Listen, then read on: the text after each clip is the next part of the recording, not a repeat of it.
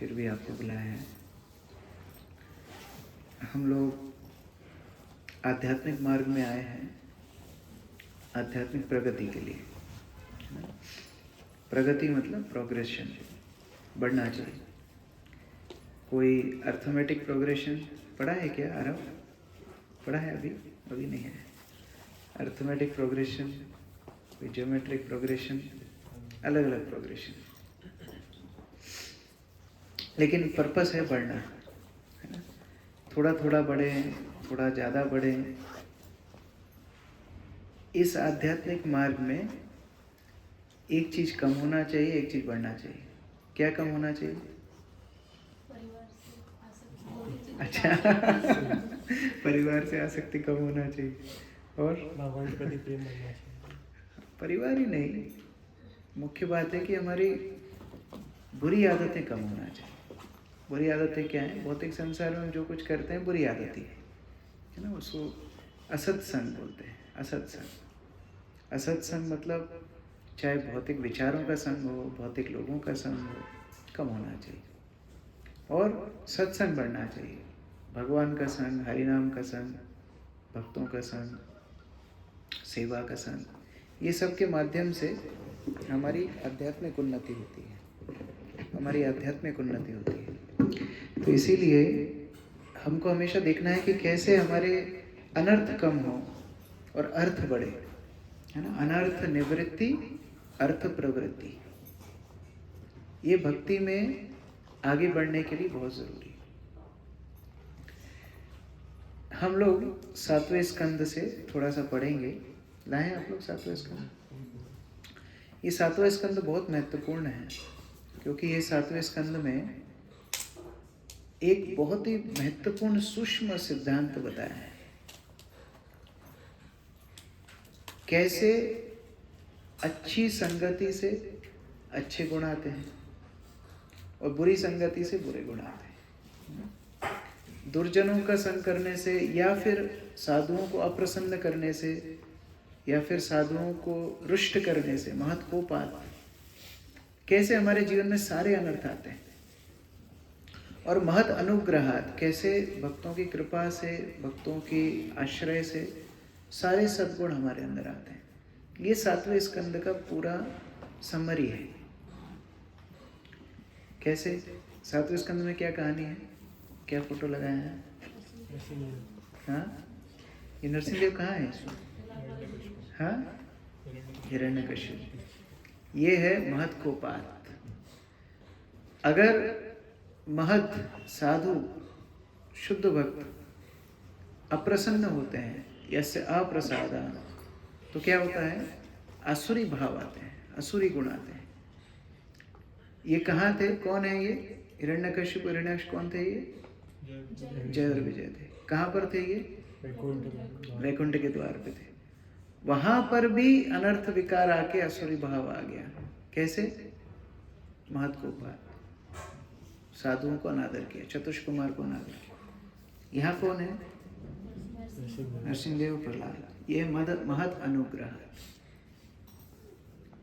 महत अनुग्रह मतलब भगवान के भक्तों की कृपा से प्रहलाद जैसा बालक हुआ। कहाँ पर? असुरी घर में, असुरी परिवार में, असुर माता के गर्भ में, शुद्ध भक्तों। तो हमारी जर्नी कहाँ से है? यहाँ से यहाँ तक। किताब यहाँ से खुलते हैं ना, यहाँ से हमारी जर्नी कहाँ है? यहाँ तक। आसुरी भाव से देवी भाव तक, अभक्त से भक्त तक, असुर से सुर तक। हम सब आसुरिक प्रवृत्ति में हैं। यहाँ पर नारद मुनि ये कथा बता रहे हैं युधिष्ठिर को, ये पूरा जो 7वां स्कंद है, और उसमें बताते हैं कि कैसे आध्यात्मिक उन्नति भक्तों की संगति में, भक्तों की कृपा से होती है। मान लो किसी के पास भक्त संग नहीं है, तो क्या करेगा? आध्यात्मिक उसको उन्नति करनी है, लेकिन भक्तों का संग नहीं है, तो उसके लिए वर्णाश्रम है।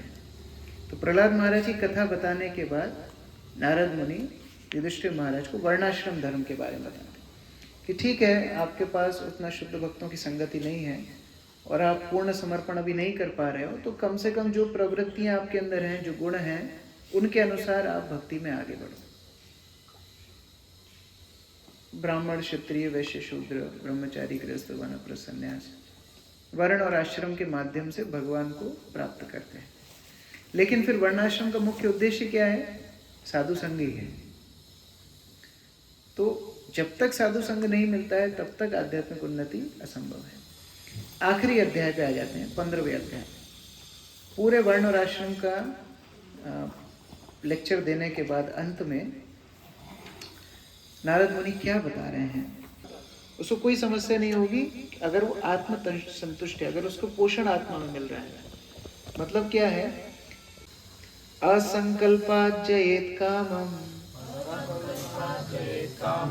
क्रोधम काम विवर्जनात् अर्थ अनर्थ इच्छाय लोभम भयम तत्व अवनश्यनात्। संकल्प पूर्वक, अब देखिए, संतुष्ट रहना है, लोभ नहीं करना है, तो अनर्थों को कैसे विजय करें इस श्लोक में बताया है। संकल्प पूर्वक योजनाएं बनाकर मनुष्य को इंद्रिय तृप्ति की कामनाएं, इच्छाएं त्याग देनी चाहिए।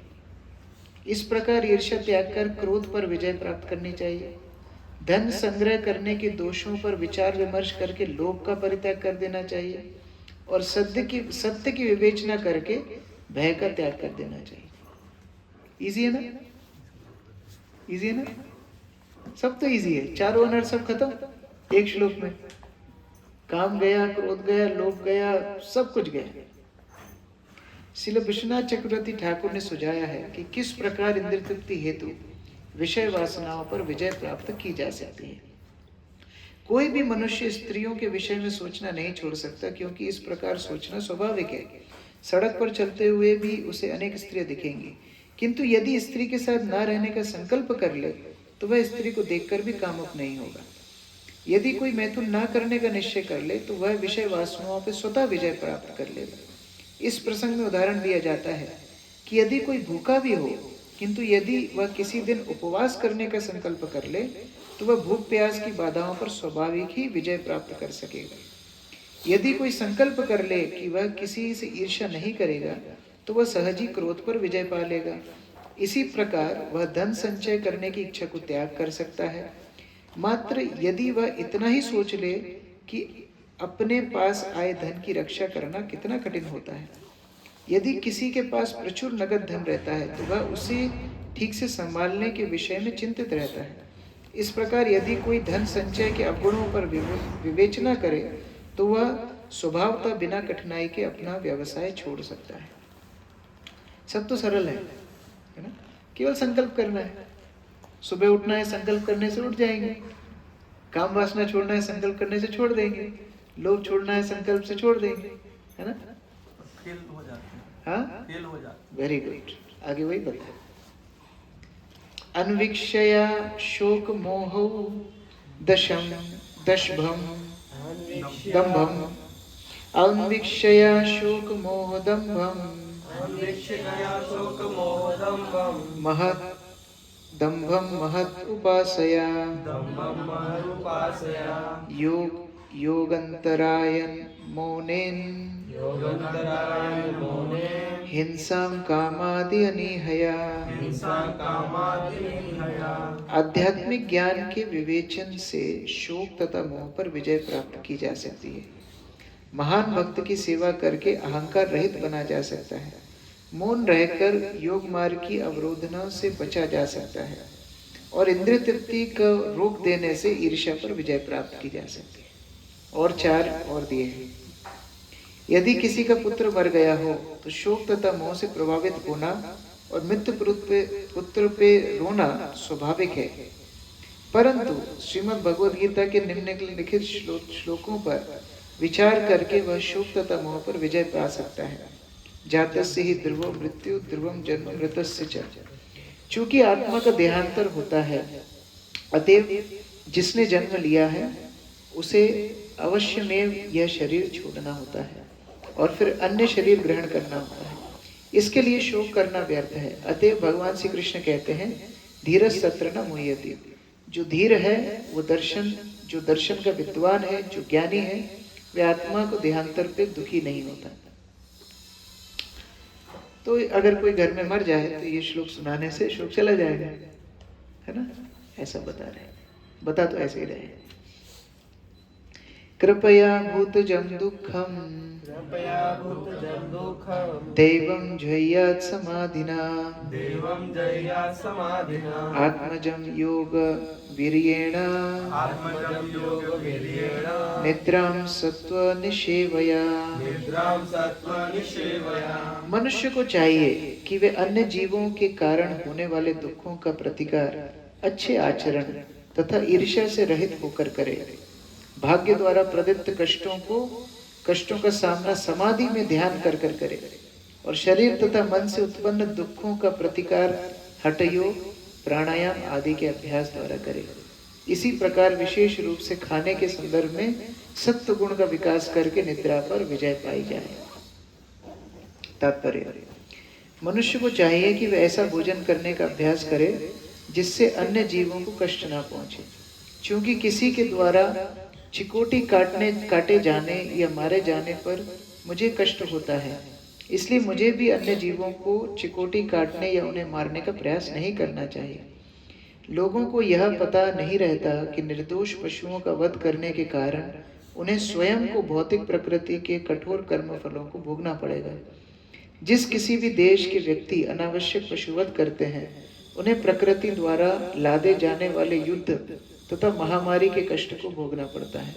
अतएव अन्य व्यक्तियों के कष्ट से अपने कष्ट की तुलना करना, मनुष्य को सभी जीवों पर दयालु रहना चाहिए।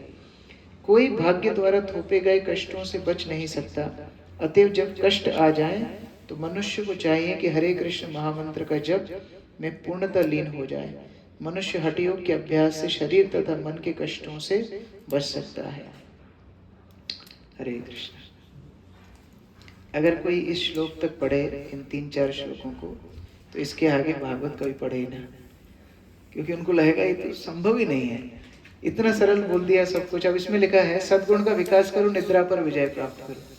अभी ठंडे आ रही है, समझ में आएगा सबको क्या सतगुण, रजाई में कोई सतगुण याद नहीं आता है तो ये बहुत मुश्किल है। जो कुछ यहाँ पर दिया गया है कितना सिंपल। आप विचार करो दूसरों के दुख के ऊपर तो आप दुख नहीं करोगे।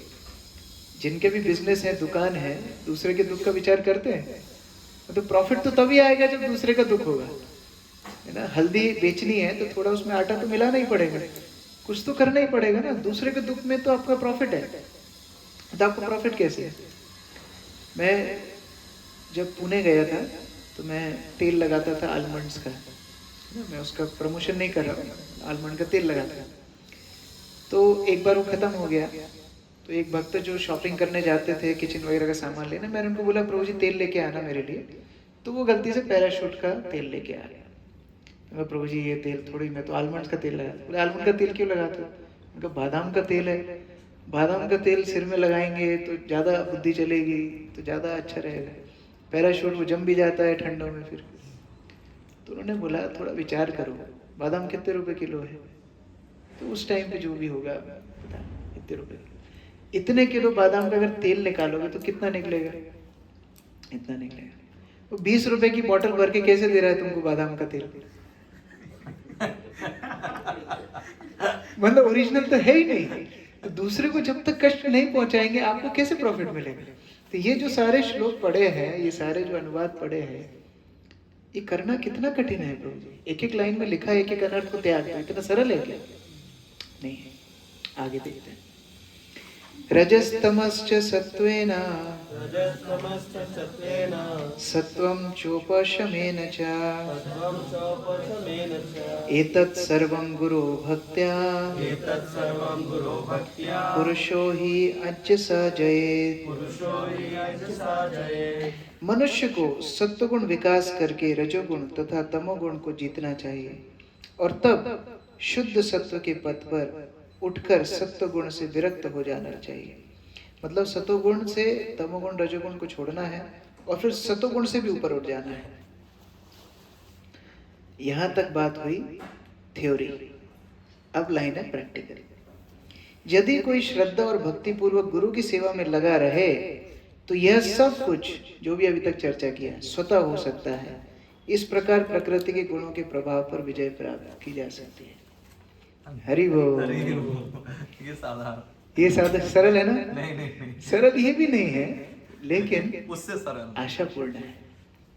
नारद मुनि ने पूरा, देखो ये प्रमोशन का तरीका है ना। पहले जैसे मानो किसी को बोलो कि जैसे हम अभी तो हिल स्टेशन पे गए थे, सामान काफी महंगा मिलता है, तो एक व्यक्ति बोल रहा था कि अरे इतना महंगा सब्जी क्यों दे रहे हो? तो बोला ठीक है पहाड़ से उतर के ले आओ।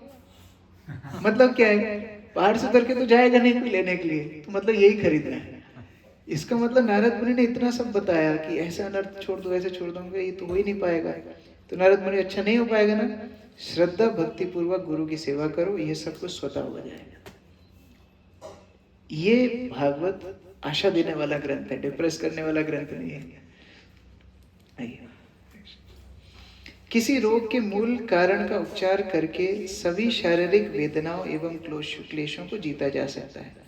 इसी प्रकार जैसे मान लो हम आयुर्वेद में जाते हैं ना, तो डॉक्टर कई डिटेल पूछते हैं, होम्योपैथिक में ही पूछते हैं, कई डिटेल पूछते हैं, आप क्या खाते थे, बचपन में कुछ था क्या, ये था क्या, और फिर परिवार की भी हिस्ट्री। क्यों? वो मूल तक पहुंचना चाहते हैं, जड़ तक पहुंचना चाहते हैं।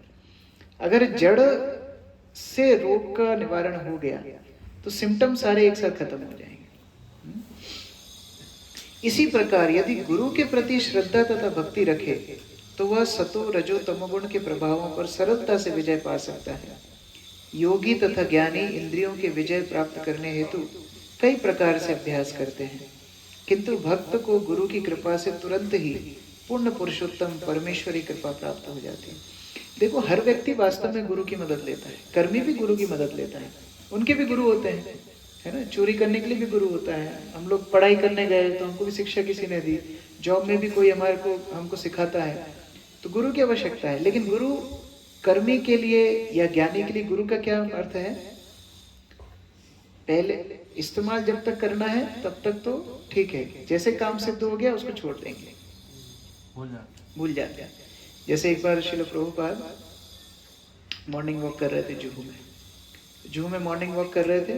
एक भक्त ने प्रभुपाद जी को चढ़ना था तो हाथ दिया, प्रभुपाद जी हाथ लेके उसका खड़े ऊपर चढ़े। चढ़ने के बाद उसको प्रभुपाद ने धक्का दिया, तो एकदम डर गया, ये क्या हुआ? बोलते ये मायावादी का विचार है, पहले तुम्हारी मदद लेके ऊपर चढ़ेगा, तुमको फिर धक्का देगा।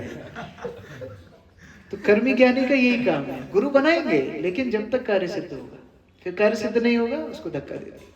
लेकिन भक्त गुरु को साक्षात हरित्वेन समस्त शास्त्र, तो भगवान का प्रतिनिधि, भगवान के समान उनको पूजा करते हैं कि भगवान की कृपा हमको प्राप्त होनी है गुरु के माध्यम से।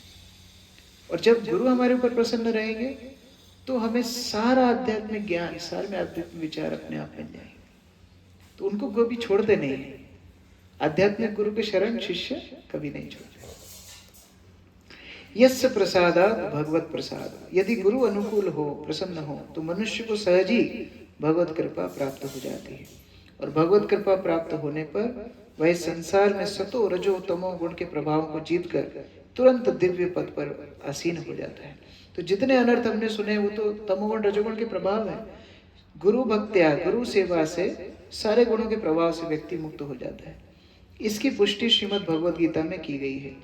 स गुणान समतीतैता ब्रह्म भूयाय कल्पते। यदि कोई गुरु के आदेशों के अनुसार चलने वाला परम भक्त हो तो उसे सरलता से भगवत कृपा प्राप्त हो जाती है और वह तुरंत दिव्य पद पर आरूढ़ हो जाता है। इसकी व्याख्या अगले श्लोक में की गई है। श्लोक संख्या 26।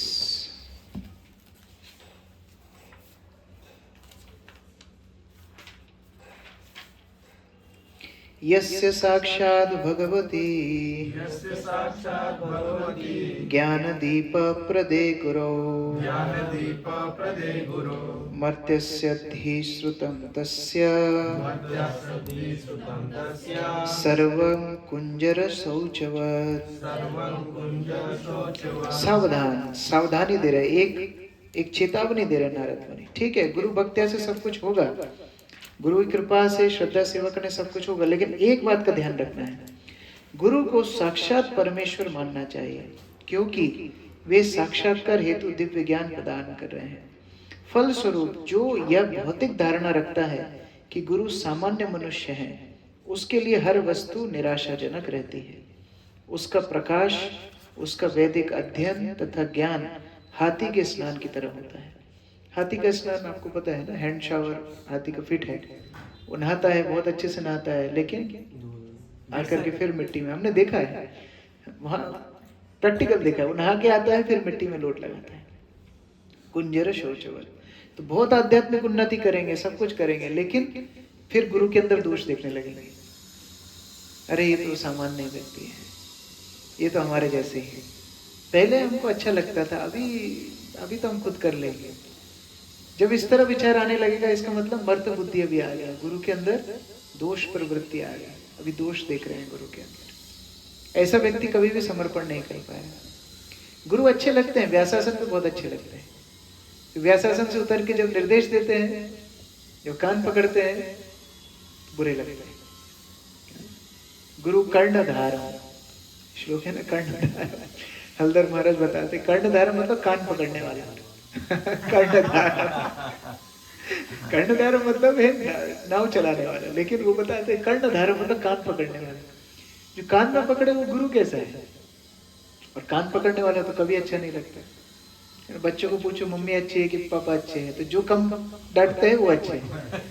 डांटने वाला कौन को अच्छा लगता है?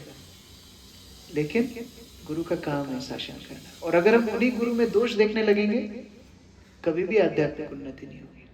ये सारे अनर्थों से बचने का एक उपाय गुरु भक्त है। वही गुरु के प्रति अपराध ना गति कुतोपि यस्य अप्रसादान ना गति कुतो। इसलिए जो हम लोग प्रार्थनाएं गीत गाते हैं वो शास्त्र से लिया है। विश्वनाथ चक्रवर्ती ठाकुर यहाँ से लिए है, ना गति कुतोपि। यह संस्तुति की गई है कि मनुष्य गुरु का पूर्ण पुरुषोत्तम भगवान के सदृश सम्मान करे। थोड़ा ज्यादा हो गया ना? भगवान के जैसा सम्मान करना चाहिए क्या? करना चाहिए, भगवान से ज्यादा करना चाहिए। चैतन्य महाप्रभु सनातन गोस्वामी से बात कर रहे हैं। सनातन गोस्वामी बोलते हैं कृष्ण तुम्हारा उद्धार करेंगे। सनातन गोस्वामी बोलते हैं हम कृष्ण को जानते नहीं, कौन कृष्ण? हमको कभी देखा ही नहीं, हम तो आपको देखे। कृष्ण कौन है? हमने कभी देखा ही नहीं। गुरु से सुना है इसलिए भगवान का नाम ले रहे हैं, गुरु से सुना है इसलिए उनकी पूजा कर रहे हैं। हमें दिक्कत आती है तो कृष्ण को थोड़ी फोन लगाते हैं। तो कृष्ण को कभी देखा ही नहीं, हमने आपको देखा है। ये गुरु के प्रति सम्मान होना चाहिए। लेकिन दोष प्रवृत्ति फिर भी आती है। एक बार प्रभुपाद जी न्यूयॉर्क में जब थे, नया नया इसको नया नया बना था, तो हैग्री प्रभु एक थे, उनका नाम हावर्ड था। अभी इसमें अभय चरण में आप लोग देख सकते। तो प्रभुपाद ने, उनको इंग्लिश टीचर थे, तो प्रभुपाद ने उनको एडिटिंग की सर्विस दी कि जो भी वो प्रभुपाद पुस्तक का अनुवाद कर रहे हैं उसका एडिटिंग करना है। समय है तो एडिटिंग करना है। अब प्रभुपाद प्रवचन में बोलते हैं साक्षात हरित्वेन समस्त शास्त्र। एक दिन उनसे रहा नहीं गया। शाम के टाइम प्रभुपाद जी कमरे में, प्रभुपाद आप बोलते हैं गुरु कृष्ण के समान है, गुरु शुद्ध भक्त है, गुरु के अंदर कोई दोष नहीं हो सकते। मैं ये कैसे समझूं जब मैं पूरा दिन आपके कार्य में एडिटिंग कर रहा हूँ, गलती निकाल रहा हूँ, पूरा दिन तो मैं आपकी मिस्टेक ही करेक्ट कर रहा हूँ, तो मैं कैसे समझूं कि गुरु साक्षात हरित्वेन है? प्रभुपाद बोले क्योंकि गुरु का उद्देश्य, कृष्ण का उद्देश्य एक है। ये उद्देश्य एक है, जो कृष्ण चाहते हैं वही गुरु काम कर रहे हैं। हो सकता है बाहर से हमें देखने में हो सकता है त्रुटि हो, लेकिन their intention is Krishna's desire. जैसे रेडियो में होता है ना कि फ्रीक्वेंसी, उस पे नहीं रहेगा ना, थोड़ा इधर होगा तो कर साउंड आएगा, थोड़ा इधर जाएगा, उसमें जब मैच होगा तभी गाना सुनने के लिए मिलेगा। सो हमारी फ्रीक्वेंसी कृष्ण के साथ मैच नहीं है, गुरु की 100% मैच। वो काम करेंगे, हो सकता है कुछ गलती बाहर से देखने के लिए मिले, लेकिन उनका जो उद्देश्य है कृष्ण के साथ एक है। इसीलिए गुरु को सम्मान कैसे करना चाहिए? पूर्ण पुरुषोत्तम भगवान के सदृश सम्मान करना चाहिए। साक्षात भगवान है, साक्षात धरित्वेन समस्त शास्त्र। और ये बात सारे शास्त्रों में बताई गई है। ऐसा नहीं है कि ये बात कोई भावनात्मक बात है, समस्त शास्त्र। वेद गाए जहां चरित्र, वेद जिनके चरित्र को गाते हैं ऐसे गुरु होते हैं। प्रत्येक शास्त्र का यही आदेश है, आचार्य माम जानिया। ये कृष्ण उद्धव को बोल रहे हैं, आचार्य को मेरे समान मानो। कृष्ण स्वयं आदेश दे रहे हैं, मेरे समान आचार्य की पूजा करो। आचार्य को पूर्ण पुरुषोत्तम भगवान के ही समतुल्य मानना चाहिए। इतने उपदेशों के पश्चात भी यदि कोई गुरु का सामान्य व्यक्ति समझता है तो उसका विनाश निश्चित है।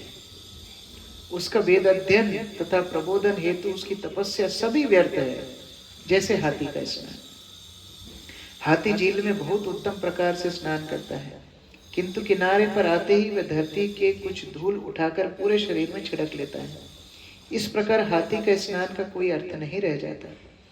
कोई यह तर्क कर सकता है कि जब गुरु के संबंधी तथा उनके पड़ोसी उसे सामान्य व्यक्ति मानते हैं तो इसमें उस शिष्य का कौन सा दोष है जो गुरु को सामान्य पुरुष मानता है। मान लो उसके संबंधी है, वो तो गुरु को गुरु ईश्वर रूप में नहीं देखेंगे, है ना। हम भी गुरु महाराज के साथ उनके रिलेटिव के घर में गए थे, उनके कजिन एक भाई, तो वो तो उनको गुरु रूप में नहीं देखते हैं। वो तो गले मिल रहे हैं, बीच में ठपठपी कर रहे हैं, बैठने के लिए बोल रहे हैं, वो तो प्रणाम दंडवत नहीं कर रहे हैं। या गुरु के गुरु भाई हैं तो वो तो आपस में मजाक भी करेंगे, वो लोग तो एक दूसरे का थोड़ा हास्य भी करेंगे, सब कुछ करेंगे। शिष्य के लिए गुरु भगवान है। हो सकता है पूरी दुनिया के लिए गुरु भगवान ना हो, लेकिन शिष्य के लिए गुरु भगवान है। हो सकता है कि वो अगर ट्रेन में सफर करे तो टीटी उनको बोल दे आपकी सीट नहीं, यहाँ नहीं, यहाँ बैठो। उससे आपकी भक्ति नहीं होनी चाहिए, खत्म। आपके लिए भगवान है। क्यों? कि कृष्ण से आपका वो डायरेक्ट कनेक्शन है। वो नहीं रहेंगे, आपका कृष्ण से संपर्क टूट जाएगा। इसलिए शिष्य को सोचना चाहिए गुरु मेरे लिए भगवान है। पूरा संसार उनको रिस्पेक्ट करे ना करे, मेरे लिए वो भगवान है, ये भावना होनी चाहिए। उसका उत्तर अगले श्लोक में मिलेगा। किंतु आदेश यह है कि गुरु को कभी भी सामान्य व्यक्ति नहीं मानना चाहिए। मनुष्य को गुरु के आदेशों का दृढ़ता से पालन करना चाहिए, क्योंकि यदि गुरु प्रसन्न हो गए तो पूर्ण पुरुषोत्तम भगवान भी प्रसन्न हो जाते हैं। यस्य प्रसादात् भगवत प्रसादो यस्य प्रसादात् न गति कुतोपि। अगले श्लोक में बताया है पूर्ण पुरुषोत्तम भगवान श्री कृष्ण अन्य समस्त जीवों के तथा भौतिक प्रकृति के स्वामी हैं। श्रील व्यासदेव जैसे महर्षि उनके चरण कमलों की चेष्टा करते हैं और उन्हें पूजते हैं, तो भी कुछ ऐसे अल्पज्ञ हैं जो भगवान श्री कृष्ण को सामान्य मनुष्य मानते हैं। तो कई अल्पज्ञ तो ऐसे हैं जो भगवान को भगवान नहीं मानते, तो गुरु को मनुष्य मानना तो उनके लिए स्वाभाविक है। भगवान को ही भगवान नहीं मानते तो गुरु को भगवान क्या मानेंगे। तो हमारे लिए ये बहुत इंपॉर्टेंट है कि हम गुरु के प्रति श्रद्धा रखें, गुरु के प्रति समर्पण करें, गुरु के प्रति हमारा ईश्वरीय भाव, मर्त भावना। नहीं तो क्या होगा, भक्ति केवल हमारे लिए एक मैकेनिकल प्रोसेस हो जाएगी। मैकेनिकल प्रोसेस मतलब समझते हैं ना, एक अभ्यास, एक ऊपर से ऊपरी अभ्यास। जैसे अभी हमारा गोविंदास ऑलमोस्ट कंप्लीट हो गया है, तो हम लोग कुक्स को रिक्रूट कर रहे हैं, है ना। तो टेस्टिंग करते हैं, कुक्स लोग बना के खिलाते हैं। वो कुक्स के बनाने में और एक माता के घर में बनाने में, दोनों में अंतर क्या है? भाव। क्या भाव? फिर तो आप होटल तो खाने जाते हैं, आप जाते हैं ना? अभी नहीं जाते, पहले तो जाते हैं। मैं पकड़ना चाह रहा था, आप नहीं पकड़े हुए। ठीक है, पहले क्यों जाते थे? पहले अच्छा लगता था कि बाहर के अलग स्वाद ले। कितने दिन? जब तक समझ नहीं थी कि बाहर की चीजों। कितने दिन जा सकते होटल? वीकली, एक हफ्ता में एक दिन। एक दिन हो, महीने में एक दिन हो, कभी कभी हो। रोज कोई नहीं जा सकता। क्यों? उसमें प्रेम नहीं है। रोज क्या अच्छा लगता है? वही घर का स्वाद अच्छा लगता है। वो माता ने जो बचपन से बना के खिलाया है, हो सकता है आपकी माता का भोजन मुझे अच्छा नहीं लगेगा, लेकिन मेरी माता का भोजन मुझे अच्छा लगेगा। बाद में जब विवाह हो जाता है ना, पत्नी को बोलते हैं मम्मी ऐसे बनाती थी। क्यों बोलते हैं? क्यों बोलते हैं? क्योंकि बचपन से वो प्रेम से जो खिलाया है, वो पोषण किया है। तो जब तक संबंध नहीं है ना, माता संबंध से बनाती है। रसोईया धन के लिए बनाता है, धन के लिए, दोनों क्रिया एक ही है। तो मंदिर आते बहुत भक्त दिखेंगे आपको, मंदिर आ रहे हैं, प्रणाम कर रहे हैं, जप कर रहे हैं, मंगला आरती अटेंड कर रहे हैं, भागवत पढ़ रहे हैं, वो क्रिया एक जैसी दिखेगी। लेकिन उस क्रिया में रस कब आएगा? जब गुरु से संबंध होगा। गुरु से संबंध नहीं होगा ना, वो क्रियाएं केवल एक आर्टिफिशियल लगती रहेगी। और जैसे ही जीवन में गुरु से संबंध जुड़ गया ना, हर क्रिया में आपको रस आने लगेगा। इसीलिए दीक्षा का प्रयोजन है। एक तो अर्थ उसका है ही कि हमें अनर्थों से बाहर निकलना है, तो गुरु के प्रति समर्पण होना चाहिए। दीक्षा मतलब है समर्पण। दीक्षा काले शिष्य करे आत्मसमर्पण, आत्मसमर्पण। लेकिन दूसरा इसका अभिप्राय ये भी है कि जो लोग पालन कर रहे हैं भक्ति, जो लोग अच्छे से अपना जप कर रहे हैं, जो लोग सब कुछ कर रहे हैं, उनके जीवन में भी रस तब तक नहीं आएगा जब तक गुरु से संबंध नहीं हो जाएगा। फिर हर सेवा में ये भावना होगी कि गुरु महाराज प्रसन्न हो, मैं ये कार्य करूंगा गुरु महाराज प्रसन्न हो। अभी हमारे अंदर वो चेतना नहीं आती कि कृष्ण प्रसन्न हो गए। अभी जगन्नाथ आए हैं 2 घर में, अनिकेत प्रभु के यहाँ, योगिता माता जी के यहाँ। भगवान आने से ये चेतना नहीं बढ़ रही है कि भगवान के लिए ऐसा होना चाहिए, अभी मैं भोजन बना रहे तो ऐसा होना चाहिए। कुछ बदलाव हुआ है? भगवान आने से वो चेतना धीरे धीरे आती है। अगर वो स्टेप नहीं लेते थे तो वो चेतना कभी आती नहीं। एक बात मुझे एक भक्त ने बताई, बोला था मत बताना, लेकिन फिर भी बता रहा हूं। उनका नाम नहीं बताऊंगा। जिस दिन हम योगिता माता जी के जगन्नाथ का अभिषेक कर रहे थे, तो वो भक्त को भी अभिषेक के लिए बुलाया आगे, तो वो अभिषेक कर रहे थे। तो अभिषेक करते करते वो जो शंख है ना, वो जगन्नाथ के ऊपर थोड़ा सा लग गया। तो उनके मन में बहुत दुख हुआ कि मैं जगन्नाथ को लगा दिया। तो बोले आज के बाद मैं कभी इस तरह अभिषेक नहीं करूंगा, ऐसा उन्होंने संकल्प किया। आपके घर में 27 तारीख को था ना, 28 तारीख को सुबह उनको सपना आया, मंगला आरती के पहले। सपने में कौन आया? जगन्नाथ, बलदेव, सुभद्रा तीनों। और वो उनको ड्रेसिंग कर रहे हैं, एक और भक्त साथ में। तो वो ड्रेसिंग कर रहे हैं और जगन्नाथ उनको बोल रहे हैं कि कोई दिक्कत नहीं है, मैं तुम्हारी सेवा स्वीकार कर रहा हूँ। तो वो दूसरे भक्त को बोल रहे हैं कि तुमको आवाज सुनाई दिया क्या? बोले हाँ। कहाँ से आ रहा है आवाज? तो नीचे से आ रहा है, वहां से। तो बलराम बोलते हैं इसने बोला, इसने, जगन्नाथ ने बोला। ये अभी वो भक्त मुझे शेयर किए 2-3 दिन पहले, आपके घर की बात है। 28 तारीख सुबह उनको सपना आया मंगला आरती के पहले। तो जब तक ये संबंध नहीं बनता ना, भक्ति में रस नहीं है। हम लोग केवल क्रिया करते रहेंगे तो वो रस नहीं, वो आनंद नहीं है, संबंध नहीं है। इसलिए यहाँ बताया गुरु भक्त्या, ऐसी शक्ति है श्री गुरु चरण रति, यही से उत्तम गति। ये रति ऐसी है जो सब चीजों से खींच करके ऊपर ले जाए। फिर आपकी चेतना में गुरु महाराज रहे, मैं गुरु महाराज की प्रसन्नता के लिए करना है। पुस्तक वितरण क्यों करना है? गुरु महाराज की प्रसन्नता के लिए। सुबह क्यों जल्दी उठना है? गुरु महाराज प्रसन्न होंगे। जब क्यों अच्छे से करना है? गुरु महाराज ने बोला है। झगड़ा हो जाएगा उसके बाद फिर संतोष क्यों रखना है? गुरु महाराज ने बोला है सहन कर। गुरु भक्ति एक शक्ति ऐसी है पूरी तरीके से आपके अनर्थों से आपको बाहर निकाल सकती है। इसलिए आगे बढ़ना है, इस बारे में सोचना है, गुरु के प्रति समर्पण के बारे में सोचना है। और जितना व्यक्ति सरल रहेगा, छोटा रहेगा, उतनी गुरु की कृपा प्राप्त कर पाएगा। एक शास्त्र में एक न्याय आता है, वस्त न्याय। वस्त मतलब बछड़ा। बछड़े को अगर माँ का दूध पीना है, गाय का दूध पीना है, तो कुछ नियम उसको पालन करने पड़ेंगे, है ना। मान लो गाय है, दूध देने वाली गाय है गुरु, है? और बछड़ा है शिष्य, और दूध है आध्यात्मिक ज्ञान। तो 3 कंडीशन ऐसी हैं जो बछड़े को करनी पड़ेंगी जिससे उसको दूध मिले, दूध मिलता रहे। मतलब गुरु की कृपा मिलती रहे, उसके लिए शिष्य को 3 काम करने पड़ेंगे। क्या क्या? पहली बात, अगर बछड़े को दूध पीना है तो गाय का स्तन तो नीचे है, तो उसको झुकना पड़ेगा, प्रणिपात देना, झुकना सीखना। कई लोग बोलते हैं मुझे दीक्षा की जरूरत क्या है, मैं तो सब कुछ कर रहा हूँ। नहीं, झुकने के लिए दीक्षा की जरूरत है। किसी एक व्यक्ति के सामने तो झुको। उत्तम अधिकारी तो पूरे विश्व को भगवान के भक्त मानते हैं, हम कम से कम एक को तो भक्त माने, एक के सामने तो झुके, एक की बात तो माने। एक तो भक्त हमारे जीवन में ऐसा हो जिसकी बात को हम काटे ना, इसलिए प्रणिपात है, झुकना सीखो। जो बछड़ा झुकेगा नहीं, दूध भी नहीं पी पाएगा, उसको झुकना है। दूसरा, आपने कभी बछड़े को दूध, सबने देखा ही होगा दूध पीते हुए, कभी कभी दूध आता नहीं है तो बछड़ा ऐसा ऐसा फोर्स लगाता है, देखा, थोड़ा सा धक्का देता है, उसको बोलते हैं परिप्रश्न। प्रश्न पूछना चाहिए। आध्यात्मिक गुरु के पास जाके जैसी पृच्छ होगा, जैसे प्रश्न होंगे वैसे ही गुरु उनको ज्ञान देते हैं। आप जीवन भर यही पूछते रहेंगे कि गुरु महाराज मेरी तो तबीयत ठीक नहीं रहती, तो गुरु महाराज एक डॉक्टर का एड्रेस दे देंगे। जैसा शिष्य का प्रश्न होगा ना वैसा ही उत्तर भी होगा। एक बार हमारे गुरु महाराज ना ऑडिटोरियम में लेक्चर देने वाले थे, 2015 या 14 की बात है।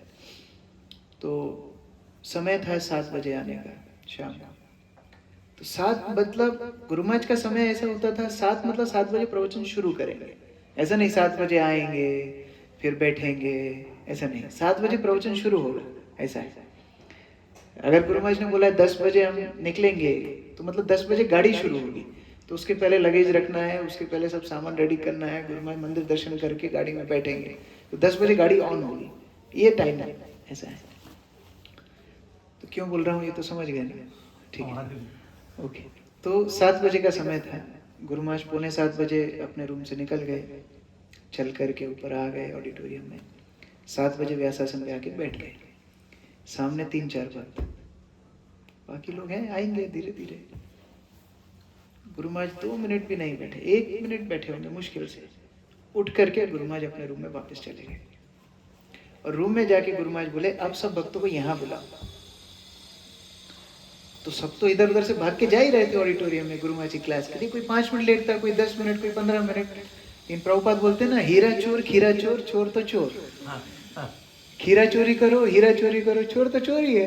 तो 5 मिनट लेट हो, 10 minute late, 1 minute late, late मतलब लेट। सबको इकट्ठा किया। गुरु महाराज उस टाइम प्रेसिडेंट थे हमारे विमल कृष्ण प्रभु और महाराज गंगा नारायण प्रभु। दोनों को बोले लिस्ट निकालो, मंदिर में कितने भक्त है लिस्ट निकाल के दिया। गुरु महाराज एक एक का नाम पढ़ रहे हैं। हाँ, तुम कहाँ थे बताओ। तो वो बोला कुछ, तो तुम कहाँ थे, सबको पूछा कहाँ थे। फिर लास्ट में गुरु महाराज बोले मैं तुमको बहुत कुछ देना चाहता हूँ, लेकिन जब मैं इस तरह आचरण देखता हूँ मैं आगे दे ही नहीं पाता। बहुत गंभीर वाक्य है। बोले मैं चाहता हूँ तुमको प्रभुपाद दूँ, तुमको कृष्ण दूँ, लेकिन जब मैं इस तरह आचरण देता हूँ और कुछ दे ही नहीं पाता हूँ आगे। अभी क्या सिखाना है, पहले पंक्चुअलिटी सिखाना पड़ रहा है। ये पंक्चुअलिटी मतलब समय पे आना, ये बेसिक क्वालिटी है। शिष्टाचार से बोलना बेसिक क्वालिटी है, लेकिन क्योंकि हम उतना ही नहीं कर पा रहे हैं, गुरु को पहले वो सिखाना पड़ रहा है। कम से कम ये पहले ये बच्चों वाली हैबिट होती है ना, नाखून काटो, अच्छे से बोलो, टाइम पे आओ, यूनिफॉर्म पहनो, ये सारी चीजें किसको सिखाते हैं? 1st 2nd क्लास में बच्चों को सिखाते हैं। उसके पहले बच्चे मम्मी हैंकरचीफ बांध के देती है, वो लटका रहता है। गुरु आगे कब बढ़ेंगे, कब देंगे? जब बछड़ा थोड़ा सा पुश करेगा, मुझे और चाहिए, और दूध चाहिए, तब तो गाय दूध देगी। बछड़ा डाल के मुंह डाल के बैठा है, नहीं आ रहा है, कोई बात नहीं, ऐसे ही हम लोग हैं। ठीक है, आध्यात्मिक प्रगति नहीं हो रही, कोई बात नहीं, तो गुरु भी बोले ठीक है, तुम भी खुश रहो, हम भी खुश रहेंगे। जिसको आगे बढ़ना है उसको गुरु मदद करते हैं। तो 2nd पॉइंट है पृच्छ, परिप्रश्न, और आध्यात्मिक प्रश्न होना चाहिए। मैं कैसे आगे बढ़ूं, मैं कैसे आपकी सेवा करूं, मैं कैसे आप प्रभुपाद जी के आंदोलन में मैं क्या सहयोग कर सकता हूं, ये भावना होनी चाहिए अंदर। तब गुरु आगे बढ़ने के लिए प्रोत्साहन देते हैं। और तीसरा है, बछड़े के जब थोड़े से सींग निकल जाते हैं ना, तो ये जो पार्ट है थोड़ा सा सख्त हो जाता है। फिर वो जब ऐसे मारता है ना, तो गुरु को, गाय को थोड़ा लगने लगती है। तो गाय समझ जाती है अब इसको सींग आ रहे हैं, इसका मतलब ये घास खा सकता है, इसको दूध की जरूरत नहीं, गाय दूध देना बंद कर। तो ऐसे ही हमारे भी सींग निकलने लगते हैं धीरे धीरे। वही मर्त बुद्धि हमने जो पढ़ा, सींग निकलने लगते हैं। फिर हम गुरु को ही उपदेश करने लगते हैं, गुरु महाराज आप तो ऐसा बताए, लेकिन ऐसा भी तो है। गुरु समझ जाते हैं इसके सींग आ गए, अभी जाओ कहीं और घास खाओ। फिर गुरु माला देंगे, गुरु स्माइल देंगे, अच्छे से बात करेंगे, लेकिन जो आध्यात्मिक दूध मिलना चाहिए वो मिलना बंद हो जाएगा। इसलिए कई बार दीक्षा के बाद भी कई भक्त बिखर जाते हैं, भक्ति में अपनी प्रगति नहीं कर पाते। दीक्षा हुई है लेकिन प्रगति नहीं कर पाते, क्यों? अभी सींग निकाल लिए, हमारा दीक्षा, अब हम बड़े भक्त हो गए। तो फिर क्या होता है, दूध आना बंद हो जाता है। अगर बछड़ा बछड़ा ही रहे तो आजीवन उसको दूध मिल सकता है। अगर शिष्य छोटा बन के रहे ना, उसकी आध्यात्मिक उन्नति जीवन भर रहेगी, जीवन भर रहेगी। मैंने कई मंदिर देखे हैं जहाँ भक्तों का भाव इतना सौम्य है, वो 40-50 साल हो गए भक्ति का अनुसरण करते करते, फिर भी अपने गुरु महाराज के प्रवचन में कॉपी पेन लेकर बैठेंगे, सबसे आगे जाके बैठेंगे, उत्साह के साथ बैठेंगे। हम जैसे सीनियर होते जाते हैं पीछे बैठते हैं। भागवत क्लास में देखना है पीछे पीछे एकदम, फिर किवाड़ से टिक्के भी है, कोई कोई बाहर भी है। मैं किसी के ऊपर कटाक्ष नहीं कर रहा हूँ, अपना दोष देखना है, ऐसा आप लोग नहीं करना, किसी दूसरे वक्त का दोष नहीं देखना। तीसरा को अपन आध्यात्मिक लाइन क्या बोल सकते हैं? सेवया, सेवक भाव में रहना है। प्रणिपाते न परिप्रश्न न सेवया, सेवक भाव में रहेंगे तो गुरु हमेशा मदद कर पाएंगे। लेकिन अगर सेवक भाव में नहीं रहेंगे, गुरु भी बोलेंगे ठीक है तुमको बहुत सारी चीजें मालूम है ना, तुम अपने आप ही भक्ति करो। विनम्र भाव कभी नहीं छोड़ना। जैसे मैंने आज आप लोगों को यहाँ बुलाया है, अब मान लो आप अभी संडे फीस में 4 भक्तों से मिलो, बोलो पता है हमको प्रभु जी ने दीक्षा के बारे में बताया, वहीं से शुरू हो जाएगा, खत्म। वो उसका जो पूरा सिद्धांत है वो खत्म हो गया, विनम्रता का सिद्धांत खत्म हो गया।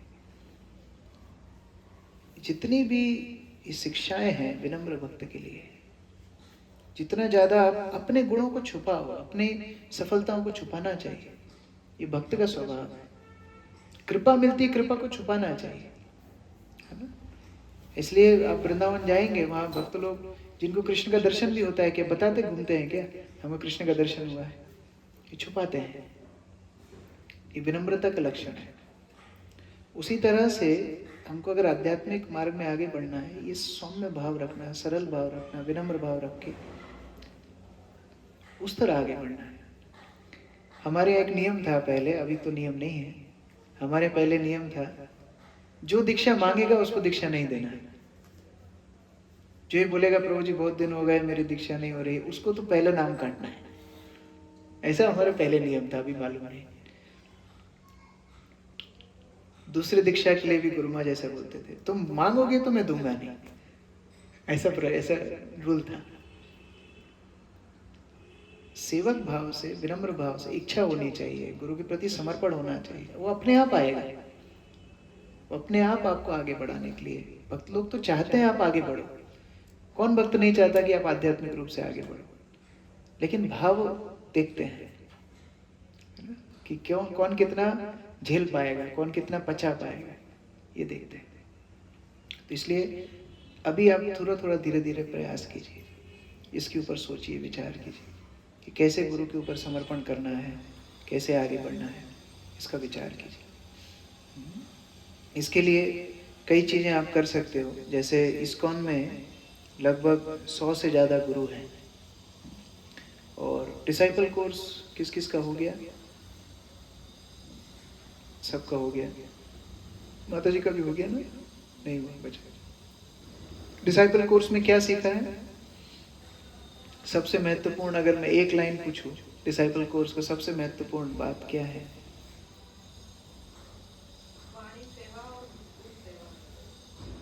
ठीक है, वपु सेवा, वाणी सेवा।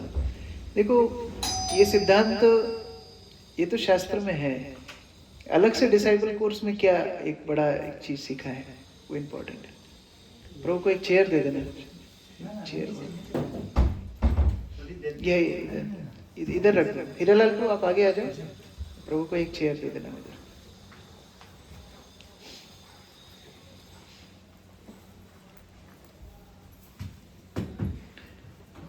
तो वाणी सेवा, वपु सेवा तो सीखा है, लेकिन डिसाइपल कोर्स सबसे महत्वपूर्ण बात क्या सीखी है?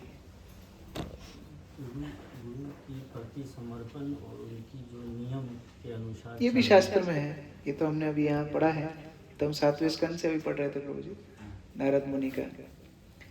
तो स्पेशल क्या सीखा है? हाँ, श्रील प्रभुपाद की पोजीशन समझिए, ये सबसे इम्पोर्टेंट पॉइंट है।